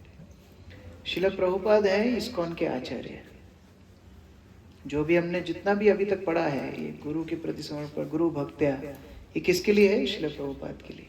श्रील प्रभुपाद मेन आचार्य है। हर आश्रम का एक गुरु होते हैं। और पहले जमाने में जैसे मानो कोई और शिष्य है, अगर उनको दीक्षा देना है तो फिर वो अलग आश्रम खोलते थे। एक आश्रम में एक गुरु होते हैं। तो ये इस्कॉन आश्रम के गुरु कौन है? श्रील प्रभुपाद। उनके प्रतिनिधि रूप से वर्तमान गुरु हैं। वो फिर उनको आपको प्रभुपाद जी से संपर्क में लाते हैं, वो वर्तमान गुरु हैं। तो इस्कॉन में इस तरह लगभग 100 से ज्यादा गुरु हैं, और दिन पे दिन बढ़ने भी चाहिए, क्योंकि हमारा उद्देश्य है पृथ्वी ते आचे जतन अगर आदि ग्राम, पूरे विश्व में अगर प्रचार होना है तो कितने गुरु की आवश्यकता है। मान लो अभी आप पुस्तक वितरण कर रहे हो, कितना पुस्तक हुआ अनिकेत को अभी तक? 428। 428 लोगों का नंबर जो आपके पास है, सबका नाम याद है? नाम याद है? आप तो उनके गुरु हो, आप उनको गीता दिए हो, आप उनको भक्ति में लाने के लिए अग्रसर हो, आप उनका नाम याद नहीं कर पा रहे हो। तो 428 का यदि नाम याद नहीं संभव है तो 1000 का कैसे होगा, 10,000 का कैसे होगा, 50,000 का कैसे होगा? इस्कॉन में अभी कितने भक्त हैं? इस्कॉन में you also take chair. So ISKCON में अभी कितने भक्त हैं? लगभग 25 लाख से ऊपर भक्त हैं, ऐसा कुछ लोग बताते हैं। 25 लाख से ऊपर। कितने गुरु हैं? 100। एक के हिस्से कितने आए? 25,000। 25,000 नाम स्मरण करना, याद रखना संभव है? नहीं। यद्यपि गुरु को, गुरु सामान्य व्यक्ति नहीं है, अभी हमने इतना जो चर्चा किया, गुरु है साक्षात हरित है ना, तो परमात्मा के रूप में भगवान उनको सब बताते हैं कौन शिष्य क्या कर रहा है। लेकिन फिर भी अगर हम बाह्य दृष्टि से देखें तो ये प्रैक्टिकल नहीं है कि गुरु हर व्यक्ति को निजी रूप से गाइड कर पाए। हाँ, उनको सब पता रहेगा कौन शिष्य का क्या है, लेकिन प्रैक्टिकली अगर 25,000 शिष्य से एक एक दिन भी बात करेंगे तो कितने दिन चाहिए, कितने साल चाहिए, तो कितने गुरु होना चाहिए? 25 लाख के लिए कितने गुरु होना चाहिए? कम से कम 25,000 तो होना चाहिए। 25,000 तो होना चाहिए। एक आदमी 100 आदमी को भी देखे। और अगर पृथ्वी ते आचे नगर आदि ग्राम, कितनी जनसंख्या है दुनिया की? कितनी हो गई? 8 अरब। कितनी हो गई? 8 बिलियन हो गई क्या? हाँ, ठीक है। हमको स्कूल में याद था, जीके में एक बार क्वेश्चन था, तो उस टाइम हमने लिखा था 6.6 बिलियन। तो अभी कितने हो गए? 8 हो गए ना? 8 बिलियन। 8 बिलियन, बिलियन मतलब कितना होता है? 80 अरब। 8 अरब। 8 अरब। 8 अरब। तो कितने गुरु चाहिए? करोड़ों में चाहिए। 100 के हिसाब से भी देखें तो 8 करोड़ गुरु चाहिए। तो गुरु तो और होंगे, लेकिन इन सब का प्रयोजन क्या है? हमको प्रभुपाद जी से संपर्क में लाना। प्रभुपाद जी के प्रतिनिधि रूप से गुरु हैं। तो अलग अलग क्षेत्र में अलग अलग गुरु भ्रमण करते हैं, शिष्यों का ध्यान रखते हैं, उनको मार्गदर्शन देते हैं, उनको प्रोत्साहन देते हैं, और शिष्य भी उन गुरु को भगवान रूप में स्वीकार करके उनकी सेवा करते हैं, उनके उद्देश्य में सारा काम करते हैं। तो गुरु का चयन करने के लिए सबसे महत्वपूर्ण बात क्या है? पहली बात, वो गुरु आपके क्षेत्र में आते हो या उनके शिष्य वहां पर हो जिनसे आपका संपर्क उनसे हो। ये संपर्क बहुत महत्वपूर्ण है ना? जैसे हमारे मंदिर में श्री श्रीमद गोपाल कृष्ण गोस्वामी महाराज आते हैं। गोपाल कृष्ण गोस्वामी महाराज यहाँ के जीबीसी भी है, महाराज के यहाँ पर शिष्य भी है। तो महाराज के शरण में अगर कोई व्यक्ति जाएगा तो उनसे संपर्क कर सकता है। फिर वो दिल्ली भी जा सकते हैं, दिल्ली में महाराज रहते हैं, महाराज की सेवा कर सकते हैं, उनके लेक्चर सुन सकते हैं। इस तरह मायापुर में है श्री श्रीमद जय पताका स्वामी महाराज। तो महाराज भी इस्कॉन के सबसे सीनियर वरिष्ठ सन्यासियों में से एक है, उनके भी शिष्य यहाँ पर हैं। उसके बाद श्री श्रीमद लोकनाथ स्वामी महाराज, महाराज यहाँ पर साल में 2 बार आते हैं, उनके शिष्य भी यहाँ पर हैं। और महाराज हिंदी में ही प्रवचन करते हैं, इंग्लिश में ही प्रवचन करते हैं। ये सारी बात देखना चाहिए। आप भी वहाँ महाराज के वहाँ पर अभी कुछ वक्त गए थे, महाराज के आरवड़े धाम में गए थे, पंढरपुर धाम में गए थे उनका संग लेने के लिए। तो गुरु का संग मिले ये भी सोचना चाहिए, है ना? जैसे मान लो आपने दीक्षा लिया ऐसे गुरु से जो पोलैंड में रहते हैं, है ना, या साइबेरिया में रहते हैं, एंटार्क्टिका में रहते हैं, तो आप तो एंटार्क्टिका जाएंगे नहीं, वो यहाँ आएंगे नहीं, तो फिर संपर्क हो नहीं पाएगा। एक पर्सनल टच होना चाहिए, है ना? गुरु के साथ एक पर्सनल टच होना चाहिए, उनकी सेवा करने का भी मौका मिलना चाहिए कि कोई ना कोई अवसर पे अगर वो आए या उनके मिशन की सेवा भी हो, लेकिन कोई अवसर मिले। देखो वपु भी महत्वपूर्ण है, वाणी यद्यपि वपु से ज़्यादा श्रेष्ठ है, लेकिन वपु महत्वपूर्ण क्यों है? संबंध बनाने के लिए। अभी जब इतनी देर से वही चर्चा कर रहे थे, बिना संबंध की फिर वो मैकेनिकल एक्टिविटी हो जाएगी, फिर वो रसोई की रसोई हो जाएगी। लेकिन वपू से क्या होता है, संबंध बनता है। हाँ, गुरु महाराज आ रहे हैं तो मैं उनके लिए माला बना रहा हूँ, गुरु महाराज आ रहे हैं तो मैं उनके लिए कुकिंग कर रहा हूँ, गुरु महाराज आएंगे तो मैं बुक्स को गुरु महाराज के सामने पढ़ेंगे, गुरु महाराज प्रसन्न होंगे। ये सारी भावनाएं गुरु के साथ संपर्क के लिए होनी चाहिए। फिर एक श्री श्रीमद राधानाथ स्वामी महाराज हैं, हाँ, मुंबई में रहते हैं, भ्रमण करते हैं, उनके भी शिष्य यहाँ पर हैं। और महाराज काफ़ी शिक्षा देने के लिए प्रचलित हैं इस्कॉन में, उनके लेक्चर्स सभी भक्त बहुत सुनते हैं। और महाराज अभी आने भी वाले हैं, मार्च में डेट दिए हैं, 10 तारीख के आसपास महाराज यहाँ आएंगे। तो इस प्रकार से इस्कॉन में बहुत सारे गुरु हैं, चयन कर सकते। राधा गोविंद स्वामी महाराज हैं वृंदावन में, महाराज 1 महीना लास्ट रह के गए थे। बड़े बड़े कथाकार लाल गोविंद प्रभु, अमरेंद्र प्रभु सब उनके शिष्य हैं। रमाकांत प्रभु यहाँ आते थे हर साल कथा करने, उनके शिष्य हैं, वृंदावन में रहते हैं। तो ऐसे बहुत सारे, मैं कुछ उदाहरण आपको दे रहा हूँ। इस तरह इस्कॉन में 100 गुरु हैं। हमारे भक्ति प्रेम स्वामी महाराज अभी गुरु हैं। उस तरह अनेक अनेक गुरु जो हैं, श्रवण कीजिए। आप लोग जो गुरु से इंस्पायर्ड है उनसे पहले श्रवण कीजिए, 2-4 गुरुओं से श्रवण कीजिए। अभी ऑनलाइन में तो सबके लेक्चर्स हैं, आप श्रवण कीजिए। यदि किसी को कुछ समझ में नहीं आ रहा है तो वो मेरे पास आके बैठ सकते हैं, मैं उनको मार्गदर्शन कर सकता हूँ कि आप ये 4-5 सन्यासियों का श्रवण कीजिए जो आपके क्षेत्र के हो, जो थोड़ा, जैसे बसंत प्रभु मुझे जस्ट बोल रहे थे एक बार, राधा गोविंद महाराज की भाषा हमसे मिलती। ठीक है, शुरुआत के लिए ठीक है, लेकिन ये मुख्य उद्देश्य नहीं होना चाहिए समर्पण का। शुरुआत के लिए ठीक है, आप उनके प्रवचन सुनो, वो मेन है। प्रवचन सुन के यदि हृदय में वो भावना आएगी प्रगति करने की, वो कनेक्शन बैठेगा, तो फिर आप उनको आगे कंटिन्यू सुनते जाओ। उस श्रवण के माध्यम से हमारा संपर्क होना चाहिए। जैसे एक संस्कार पहले होता था कर्ण छिद्र, है ना, होता था ना, कान छिद्र। तो भक्ति सिद्धांत सरस्वती बोलते हैं कि ये कर्ण छिद्र संस्कार भक्ति में भी होता है। कैसे होता है? उपनयन के पहले कर्ण छिद्र होता है ना, तो दीक्षा के पहले कर्ण छिद्र होना चाहिए, मतलब गुरु के वाक्य कान को छेद के हृदय में जाना चाहिए। ये इसको बोलते कर्ण छिद्र। तो हृदय में अगर किसी की वाणी नहीं जा रही है, मतलब वो आपके गुरु नहीं है। गुरु की वाणी हृदय तक पहुंचनी चाहिए कि हाँ, ये अगर वही बात मैंने 100 लोगों से सुनी है, लेकिन जब मैं इनसे सुनता हूं तो मेरे हृदय में प्रेरणा आ जाती है। ऐसे गुरु का होना चाहिए। जैसे मुझे राहुलपुर बता रही थी, योगी तमाते लोकनाथ स्वामी महाराज से काफी इंस्पायर्ड। सुनना चाहिए, इसलिए नहीं कि वो भी मराठी है मैं भी मराठी हूँ, ऐसा नहीं होना चाहिए। नहीं, सुनना चाहिए, श्रवण करना चाहिए। नहीं, मैं जस्ट एक उदाहरण दे रहा हूँ, श्रवण करना चाहिए। तो आप इस तरह कुछ गुरु जो आपको आकर्षण करते हैं, भक्ति में प्रेरणा देते हैं, उनसे श्रवण शुरू करो। यूट्यूब में सबके लेक्चर्स हैं। कई सन्यासी ऑनलाइन क्लासेस भी देते हैं डेली बेसिस पे, आप उनकी क्लासेस सुनो, है ना। जैसे श्री श्रीमद चंद्रमौली स्वामी महाराज यहाँ साल में 2 बार आते हैं। महाराज काफ़ी फ्रेंडली हैं, मिलते हैं। कई भक्त उनको अभी लिख भी रहे हैं, प्रेरणा गाइडेंस भी ले रहे हैं। तो अगर उनका किसी से संपर्क है तो वो जैसे रोज एक जूम कॉल करते हैं, तो जिसको भी इच्छा है मुझे बता सकते हैं, मैं कनेक्ट कर दूंगा। भक्ति प्रेम महाराज रोज क्लास लेते हैं, अलग अलग सन्यासी इस तरह ऑनलाइन सेशन लेते हैं। कुछ जो ज़्यादा व्यस्त हैं, जैसे गोपाल कृष्ण गोस्वामी महाराज, जयपताक स्वामी महाराज, वो लोग ऑनलाइन सेशन डेली नहीं लेते हैं। लोकनाथ स्वामी महाराज रोज लेते हैं, लेकिन उनके लेक्चर्स यूट्यूब में अवेलेबल हैं, तो वहाँ आप सुन सकते हो। तो ऐसा करके संपर्क पहले श्रवण के माध्यम से बनाइए। सुनते सुनते सुनते सुनते फिर एक गुरु का चयन आपको उनमें से करना है। इसमें कितना समय लगेगा? जितना लेना है उतना लीजिए, कोई जल्दी नहीं है। 1 साल हो, 2 साल हो, 15 साल हो, ज़्यादा भी मत लेना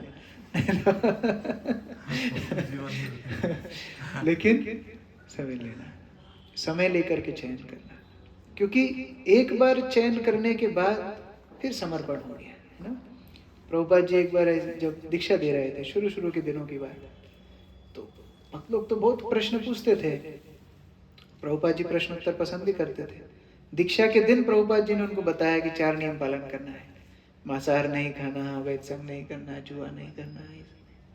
तो लोग के लिए तो शौक था, ये तो पहले बताया नहीं। दीक्षा लेने के लिए आ गए, यज्ञ कुंड के सामने बैठे, अब प्रभुपाद जी बोल रहे 4 नियम पालन करना है, और रोज 16 माला का जप करना है, और रोज मेरी 3 दिन वीक में प्रभुपाद जी क्लास देते थे। प्रभुपाद जी बोले ये क्लास भी अटेंड करना है 3 दिन हफ्ता में। तो भक्त लोग होना रही तो पहले बताते तो आते ही नहीं।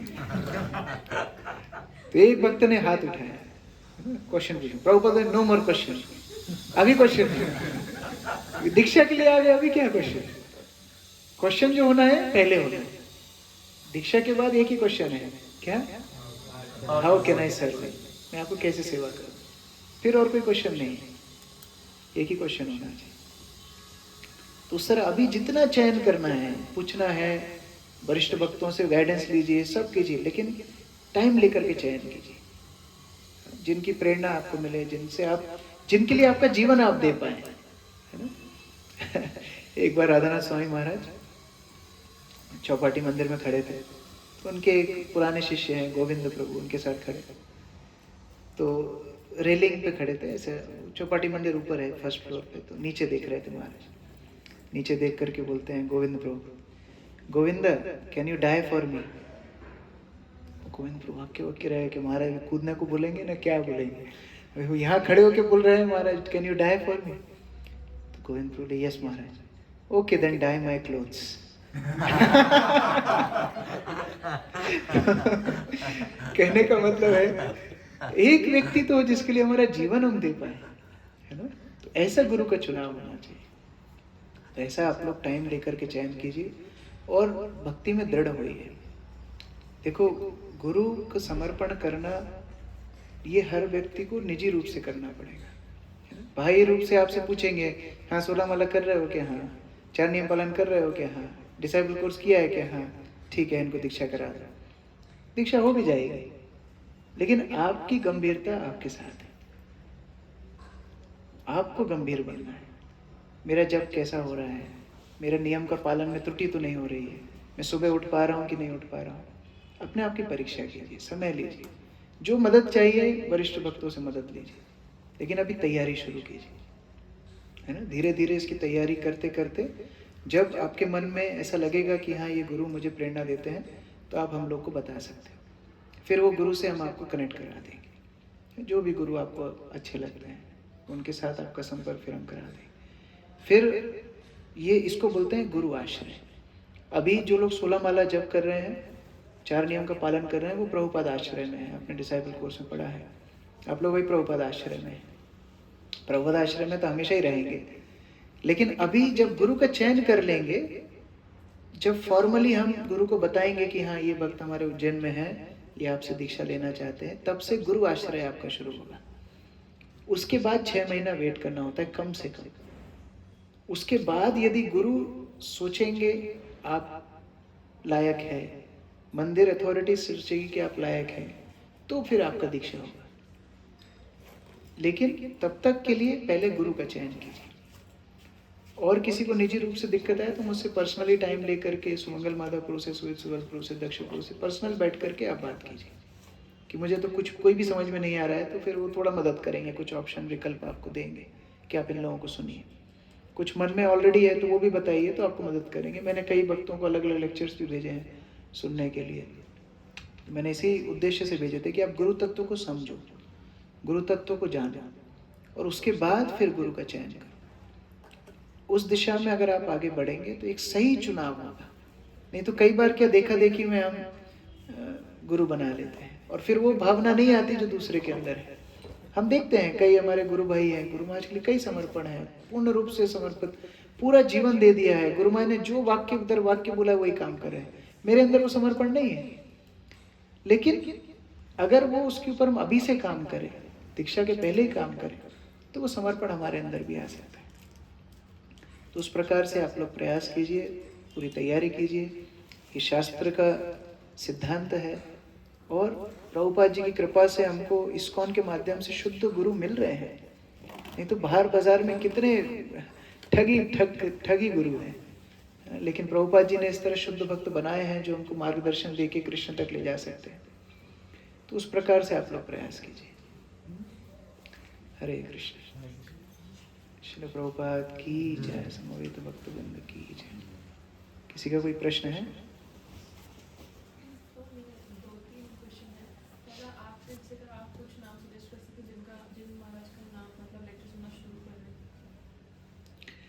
मैं इंडिविजुअली बता सकता हूँ अलग अलग भक्तों को, क्योंकि सबका स्वभाव भी अलग अलग है। और मैं जो अभी जो सिद्धांत बता रहा था, एक्सेसिबल गुरु होना चाहिए, जो गुरु को आप एक्सेस कर सकें, जा सकें, सुन सकें, सेवा कर सकें, है ना। एकदम ही टिम्बकटू में गुरु हैं, आप इधर हैं, तो चलेगा नहीं। तो उस तरह, और एक कंपैटिबल नेचर भी मैच होना चाहिए। एक भक्त प्रभुपाद को सेवा छोड़ दिया, उसने कारण क्या दिया, प्रभुपाद शुद्ध भक्त नहीं है क्योंकि प्रभुपाद चश्मा पहनते हैं। ऐसा दृष्टिकोण नहीं होना चाहिए, बाह्य दृष्टि से गुरु को नहीं देखना चाहिए। जिनके साथ संपर्क ऐसा जुड़ जाए कि हम उनको ईश्वर भाव में देख सके पूरा जीवन, वैसा गुरु होना चाहिए। तो मैं अलग इंडिविजुअली आप लोगों को सजेस्ट कर सकता हूँ, आप लोग सुन सकते हैं।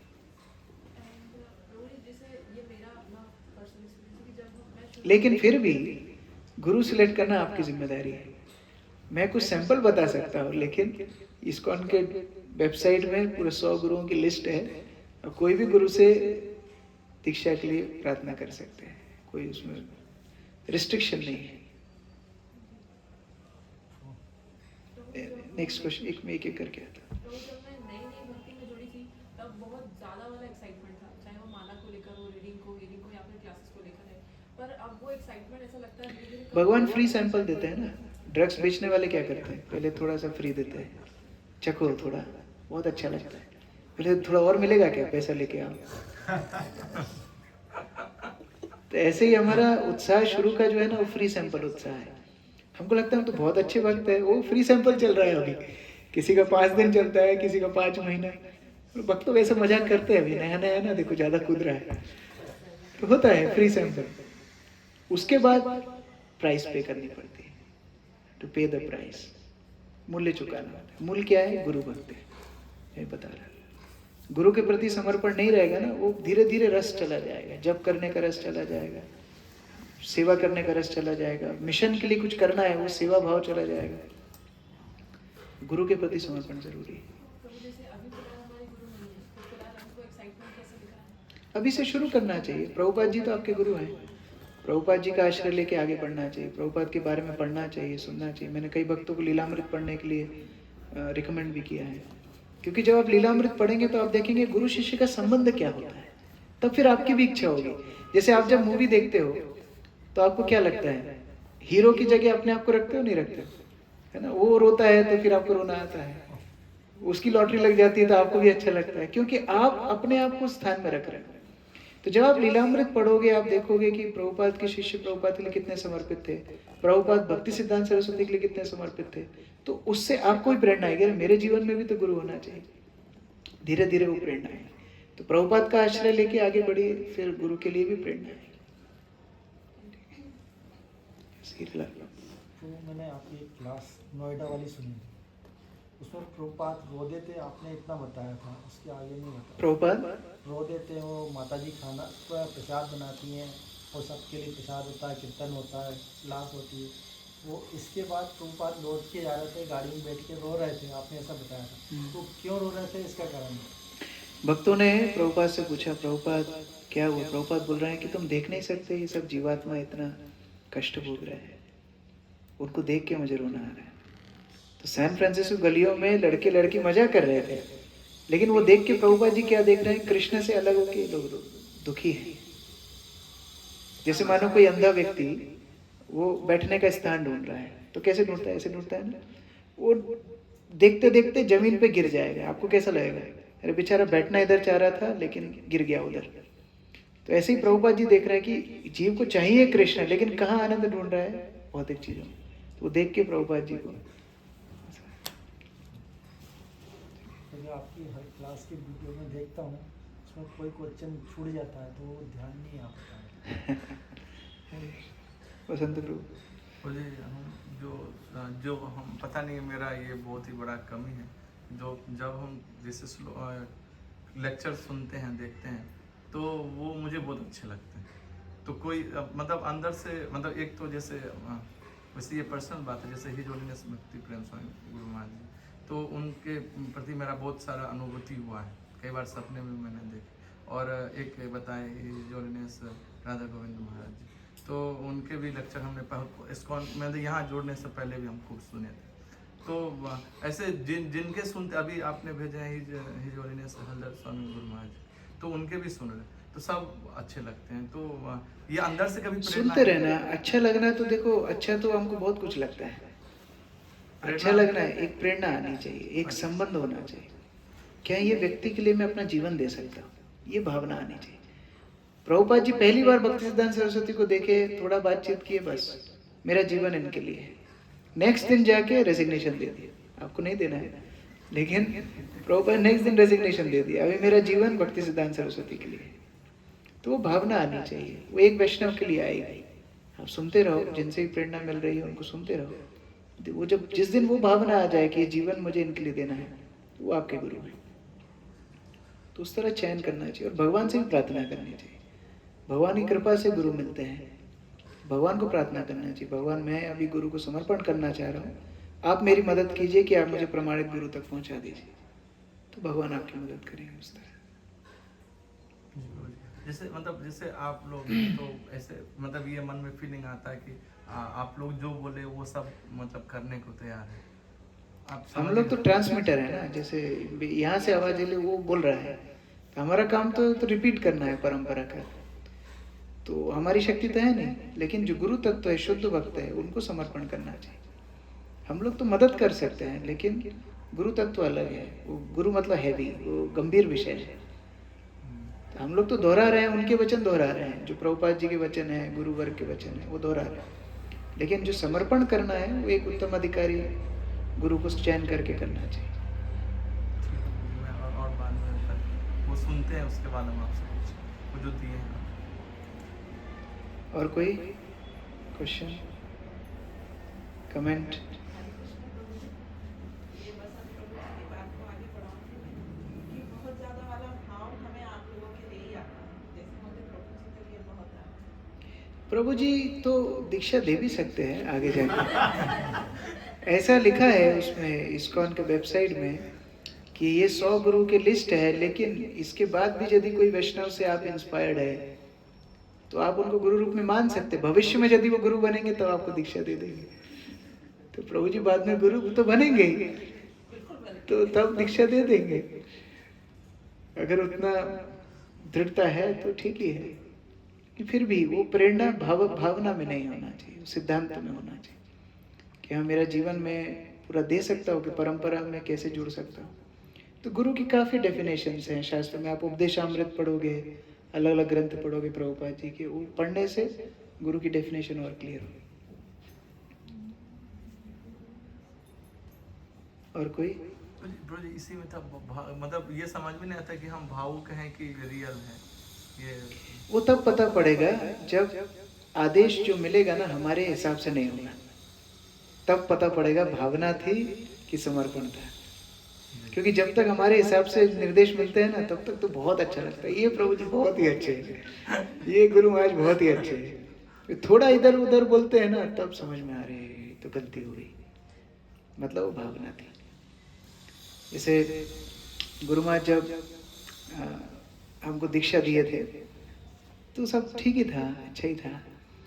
जब भी गुरु महाराज ने टास्क दिया, जाओ डीलैंड जाओ, तब परीक्षा हुई। हाँ वहाँ जाओ, कुल्हाड़ी चलाओ, टिलर चलाओ, फावड़ा चलाओ, तब समझ में आता है अभी प्रतिकूल बात हो रही है मन की, परीक्षा होती है। वो वीडियो मैंने आपका देखा है, वो सुना है। वीडियो तो आपने देखा है, मेरा हृदय तो नहीं देखा ना।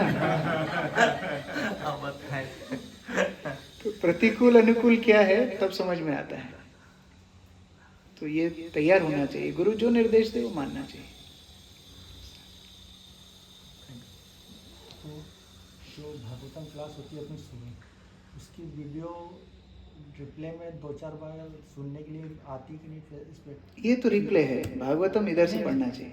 तो जैसे हम ऑफिस पे रहते हैं, यूट्यूब पे आ जाए तो ऑफिस में पे काम आप करते आते करते हैं। सुन, हाँ है तो डेली डेली। तो मेरे इसमें नहीं आ रहा है, बहुत ट्राई करा मैंने। ठीक है भाई, अभी ये विषय से संबंधित प्रश्न पूछो, ये विषय संबंधित। सुध प्रो कुछ बोल रहे थे। आप क्लास के जो आपने चर्चा की उसमें जैसे श्रील प्रभुपाद जो शिष्य को धक्का दिया, तो उसमें श्रील प्रभुपाद बता रहे कि ये मायावादी का सोसिस होकर होता है। तो कहीं कहीं तो हम तो देखते हैं कि मायावादी जो होता है वो भगवान की सेवा पूजा नहीं करते हैं और गुरु की चित्रपट या तो गुरु के वो तब तक जब तक संन्यास ग्रहण नहीं करेगा। वो जब मंडलेश्वर बन जाएगा फिर गुरु कुछ नहीं, वही नारायण है। दंड ग्रहण मात्रे न नरो नारायण भवित। उसके बाद गुरु का नाम गुरु छोड़ दिया, फिर गुरु कुछ नहीं है। हम गुरु के बराबर हो गए ना अभी। गुरु का फोटो टांगेगा, लेकिन मैं गुरु के बराबर हो गया ना अभी। मैं भी नारायण, गुरु भी नारायण, दोनों नारायण है। उस तरह मतलब उतना तक हम देख नहीं पाते। हाँ, उनका भाव उस तरह ही है। लेकिन वैष्णव परंपरा क्या है? शिष्य शिष्य है, इसलिए डिसिप्लिक सक्सेशन, प्रभुपाद नाम दिए disciplic succession, succession of disciples. ये गुरु सक्सेशन नहीं है, डिसिप्लिक सक्सेशन। इसमें शिष्य ही शिष्य है, सब शिष्य हैं।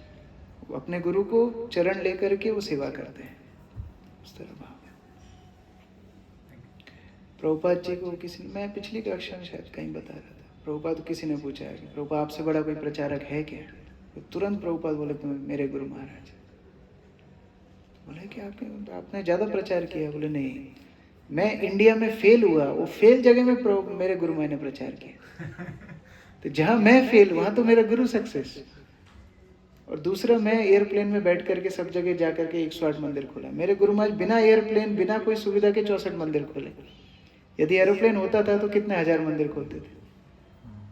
तुरंत है, ऐसा नहीं सोच विचार के हाँ अभी मेरे से बड़ा तो कोई है नहीं, फिर क्या बोलूं। नहीं, तुरंत बोला मेरे गुरु महाराज बड़े प्रचार। तो ये मायावादी का दर्शन उस तरह नहीं है। वो सोचते हैं अभी मैं बराबर आ गया। ठीक है। अभी हम प्रभु का आपका आदेश अभी उनको फॉलो नहीं कर पाते तो फिर आगे गुरु महाराज के अगर इसलिए तैयारी करना है ना। जैसे मानो बच्चे ये बोलें कि मम्मी मम्मी मैं तो आधी रोटी नहीं खा पाता, तो आप क्यों जबरदस्ती कर रहे हो? नहीं तो खाना तो पड़ेगा ना। पोषण नहीं जाएगा शरीर को तो व्यक्ति बीमार हो जाएगा। उसी तरह ये तो करना सीखना है, नहीं हो रहा है तो करना है। मुझे तो भक्ति में आगे बढ़ना है ना, इसी जीवन में शुद्ध भक्त बनना है, ये टारगेट होना चाहिए। मैं प्रयास पूरा करूंगा, बाकी भगवान की इच्छा है। तो प्रयास तो पूरा हमारी तरफ से होना चाहिए ना। नहीं होगा उसके डर से हम शुरू ही नहीं करेंगे तो कैसे होगा, है ना। शुरुआत करना चाहिए। कई बार जब ऐसा बोला जाता है कि समय लीजिए करिए, तो हम ज़्यादा भी रिलैक्स्ड हो जाते हैं, फिर ज़्यादा भी टाइम ले लेते हैं। वो भी ठीक नहीं है। एक तीव्रता भी होनी चाहिए। क्या मेरी मृत्यु कल नहीं हो सकती है? मैं गुरु को समर्पण नहीं किया हूँ, अभी तक शुद्ध भक्ति के पथ पे नहीं चला हूँ, अगर मेरी कल मृत्यु हो गई तो क्या होगा? कौन जिम्मेदारी लेगा मेरी? हाँ, प्रभुपाद जी तो है, लेकिन प्रभुपाद जी के लिए भी समर्पण कितना है, संबंध कितना है? तो ज़्यादा देर भी नहीं करना चाहिए। ठीक है। और कोई? ठीक है, मंदिर जाएंगे। ज़्यादा लेक्चर भी यदि सुनेंगे तो कंफ्यूज हो जाएंगे। इसलिए मैं बोला ज़्यादा भी नहीं, 2-3 जो ज़्यादा प्रेरणा देते हैं उनको। और देखिए, हमने डिसाइपल कोर्स में भी चर्चा किया, ये गुरु तत्व एक ही है। ऐसा नहीं है कि मेरी दीक्षा श्री श्रीमद् भक्ति चारू स्वामी गुरु महाराज से हुई है तो मैं राधानाथ स्वामी महाराज का प्रवचन नहीं सुन सकता, ऐसा नहीं है। मान लो हमने दीक्षा भी किसी गुरु से ली है जो हमें एक्सेसिबल है, जिनकी हम सेवा कर रहे हैं, तो हम इस्कॉन में और भी गुरुओं से शिक्षा ले सकते हैं। तो गुरु तत्व तो एक ही है। हाँ, तो उस तरह हम गुरुओं से श्रवण कर सकते हैं, उनसे सीख सकते हैं, वो शिक्षा गुरु होंगे हमारे। लेकिन दीक्षा एक गुरु के प्रति समर्पण होता है। तो ज़्यादा भी कंफ्यूज नहीं होना कि अक्कड़ वक्कड़ बम्बे वो में पूरा टाइम निकल जाए। एक शुद्ध भक्त जिनके प्रति हमारा भाव होता है, समर्पण आए, उनसे दीक्षा ले लेना चाहिए। और फिर शिक्षा के लिए कई आचार्य हैं जिनकी मदद हम लेंगे भक्ति में आगे बढ़ने के लिए। कई बार तो गुरु ही बोल देते हैं कि हाँ आप इनके प्रवचन सुनो, आप इनके अधीनस्थ रहो, इनके मार्गदर्शन में रहो। तो उनके मार्गदर्शन से उनको शिक्षा गुरु में हम ग्रहण करते हैं। उस तरह दीक्षा गुरु जी अगर जैसे शिक्षा गुरु से हम दीक्षा गुरु मुझे दीक्षा मिल गई तो हम दीक्षा गुरु जी से हमेशा तो नहीं मिल पाएंगे, जैसे साल में 1 बार 2 बार ऐसे मिलेंगे।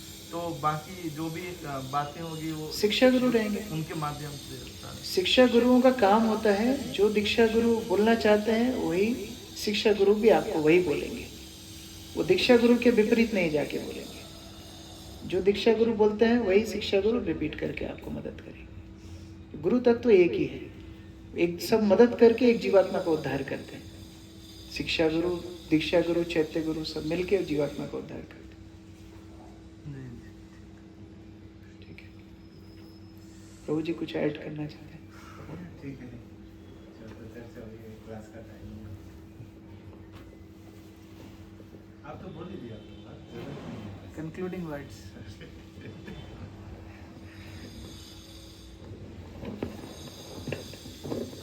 हरे कृष्णा।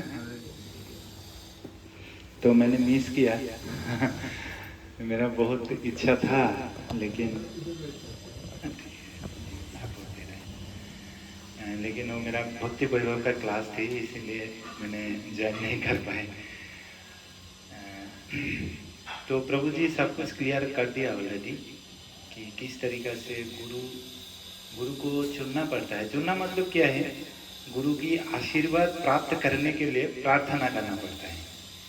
एक्चुअली जो 100 गुरु का बारे में बताएं प्रभु जी, सभी हमारा गुरु है।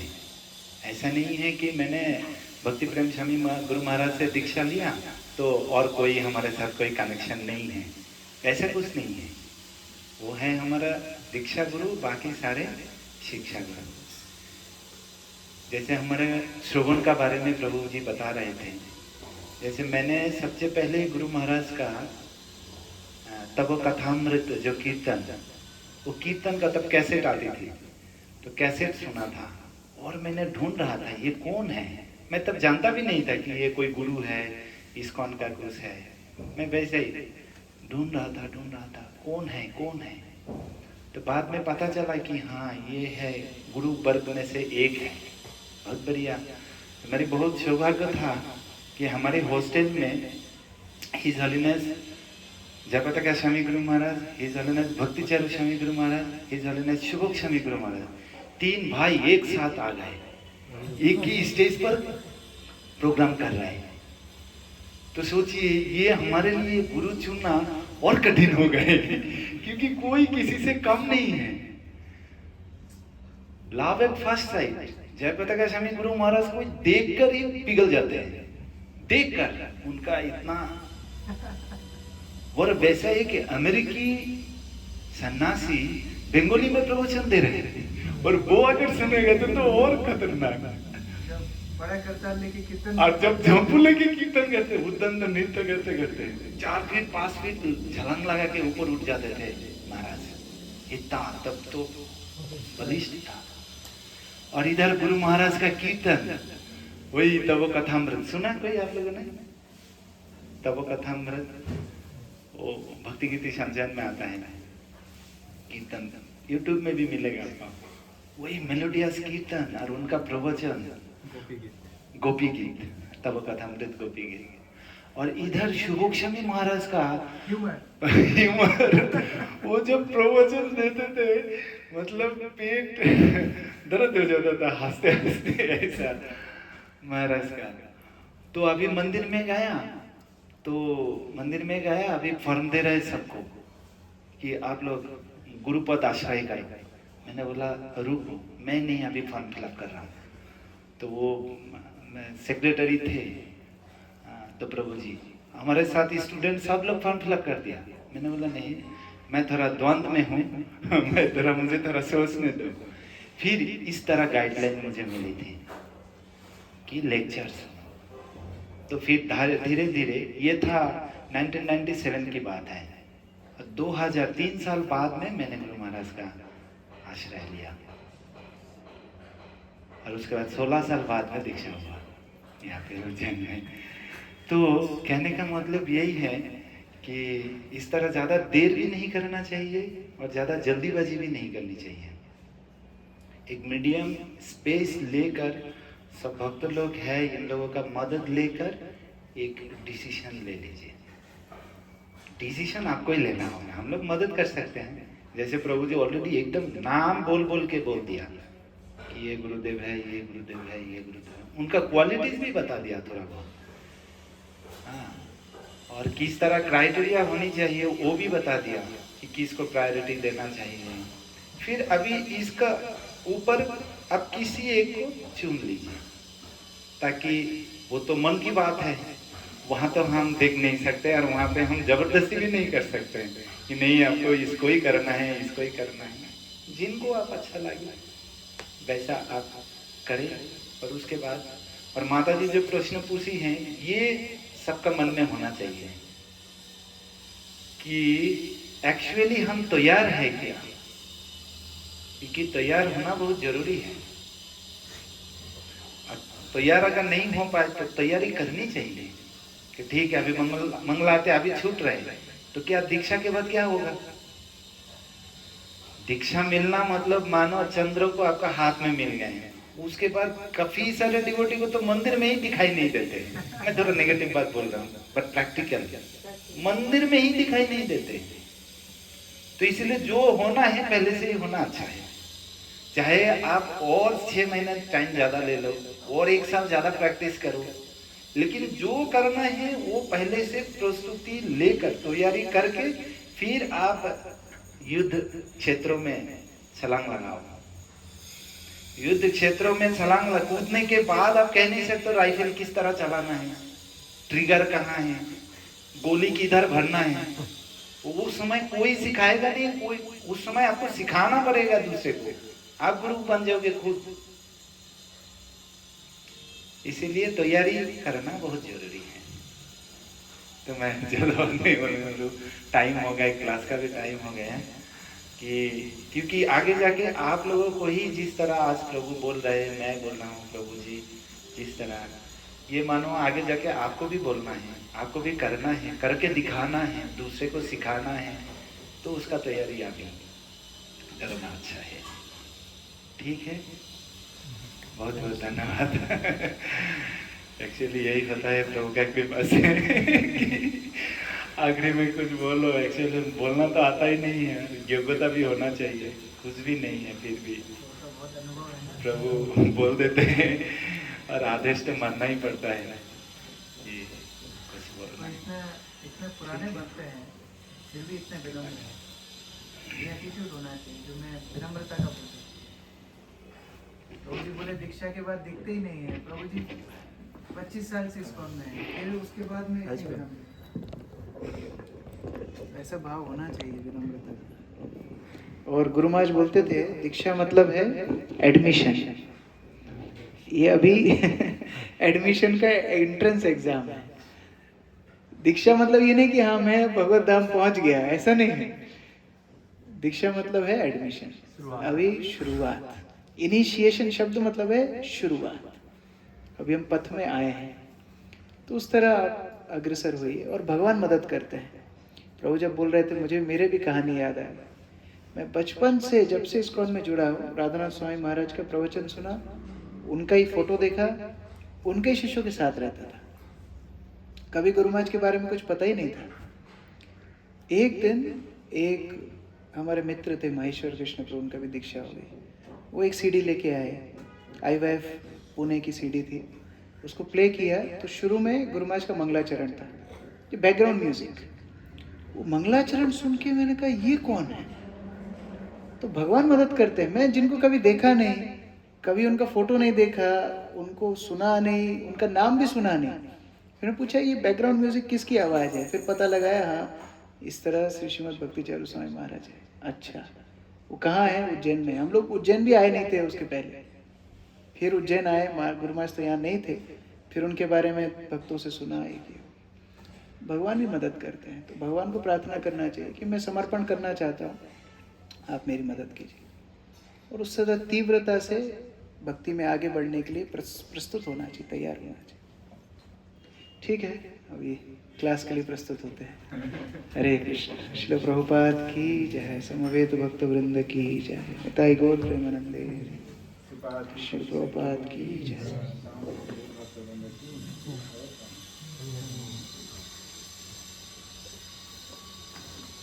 रेड बटन दबा देना है ना, हाँ, रेड वाला दबा देना है। आप लोग